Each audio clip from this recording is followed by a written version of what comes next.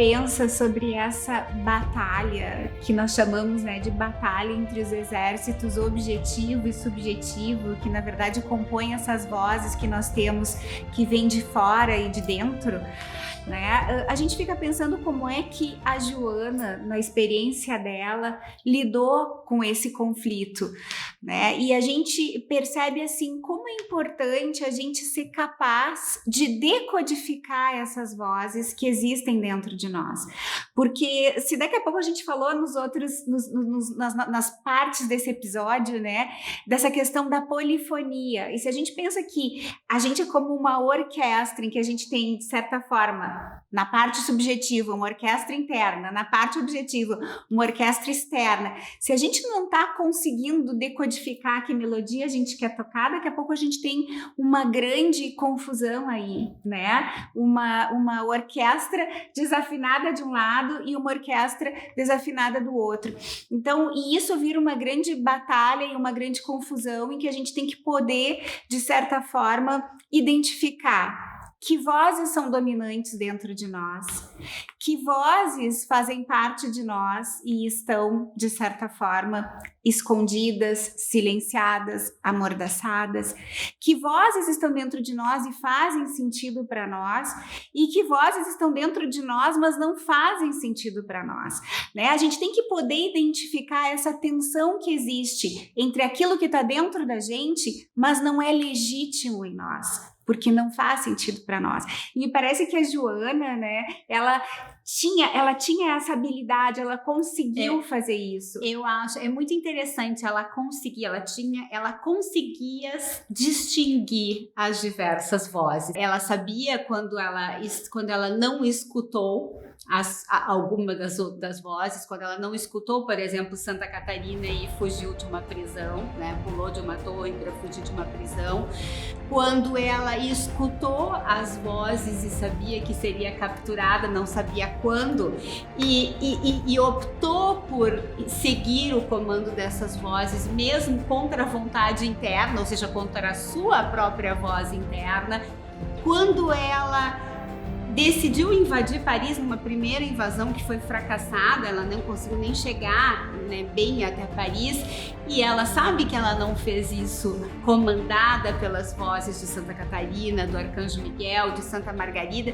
Então ela conseguia distinguir as várias vozes dentro dela e fazer as suas escolhas. E uma das questões que eu acho muito importantes é justamente isso. Quando a gente está envolto nesse ruído enorme, a gente não consegue identificar que voz é essa, que voz é aquela, da onde vem isso, da onde vem aquilo, e a gente acaba agindo num piloto automático, né? Aquela voz interior meio fragmentada, meio enfim, que acaba, de certa maneira, te dirigindo para alguma ação que, na verdade, pode estar totalmente desconectada daquilo que tu tem como propósito, porque tu não ouve ela inteira, tu não decodifica, tu não consegue ver de onde ela vem.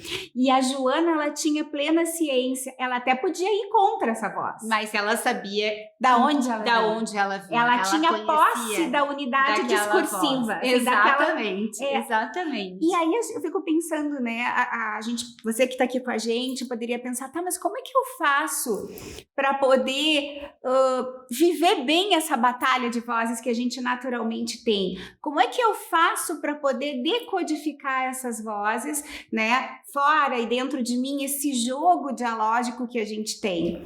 Eu acho que a gente tem que criar um espaço de escuta, um espaço de encontro da gente com a gente mesmo, para conseguir escutar essas vozes e conseguir entender o que essas vozes estão nos dizendo e conseguir, com toda a abertura dos nossos corações, saber e decidir e fazer escolhas. né? Eu acho que na verdade, como a gente falou anteriormente, quando a gente estava falando das vozes de dentro, né, a gente diz as vozes, elas são sempre compostas por uma motivação, por um conteúdo e por uma forma de expressão.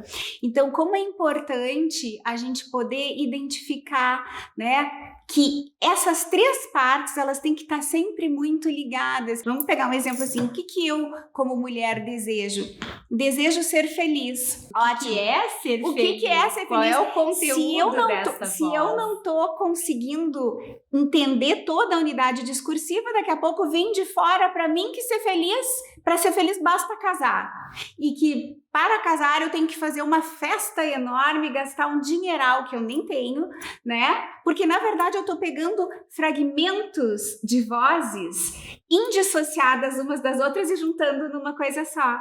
Ou para ser feliz eu tenho que aceitar uma promoção para um cargo maravilhoso que muitos almejam, mas um cargo que vai me roubar o tempo dos meus verdadeiros interesses. Dos teus verdadeiros sonhos.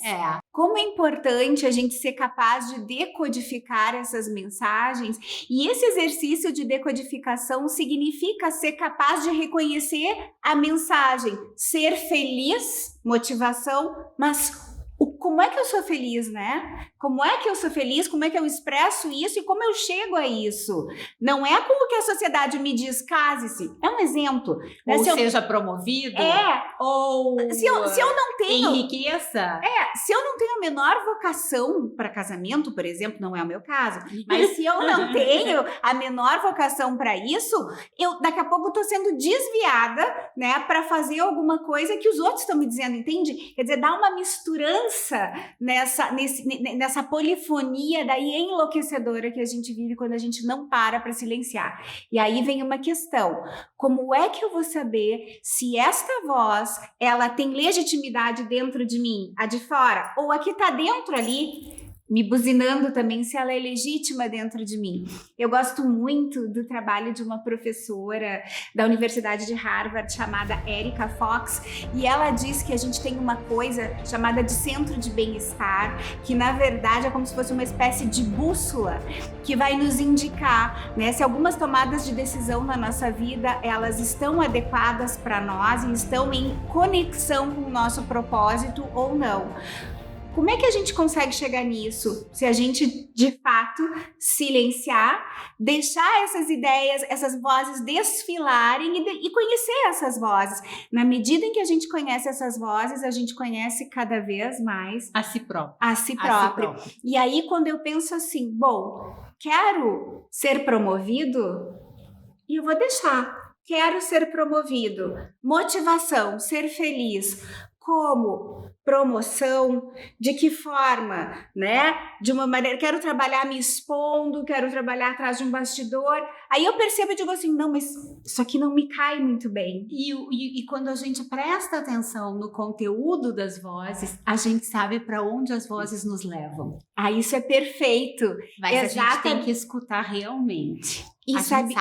E ter coragem para aprofundar a nossa relação com essas vozes e explorar o conjunto de sensações que elas despertam em nós. Lembra quando a gente falou da Cleópatra? E agora eu lembrei da Cleópatra, quando a gente falou de amor e poder e a gente falou do coração, onde é que é o centro o teu centro de bem-estar.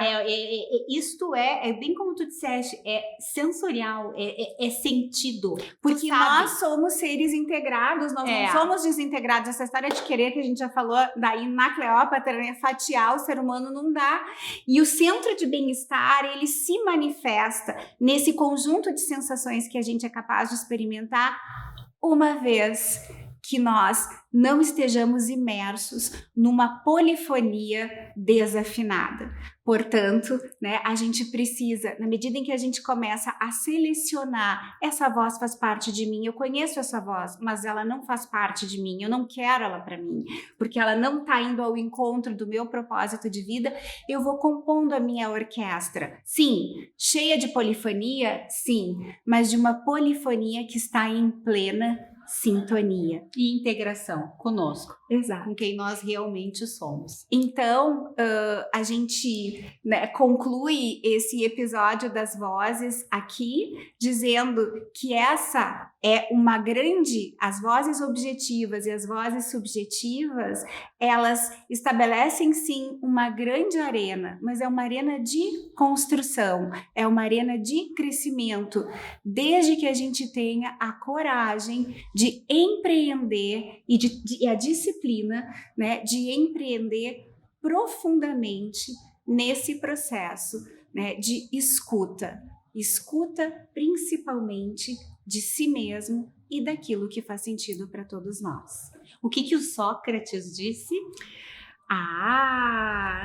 Se o que tu procuras não achares primeiro dentro de ti mesmo, não acharás em lugar algum.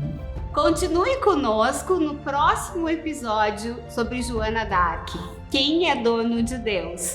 E nesse meio tempo, se inscreva no nosso canal no YouTube e acompanhe as nossas postagens no Facebook e no Instagram. Até o próximo episódio. Até! Tchau!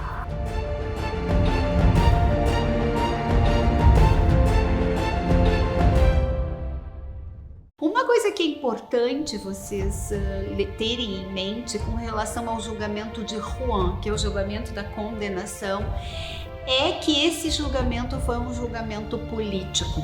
Joana não foi condenada por ouvir vozes. Ela foi condenada porque ela dizia que as vozes que ela ouvia mandavam que atacasse os ingleses.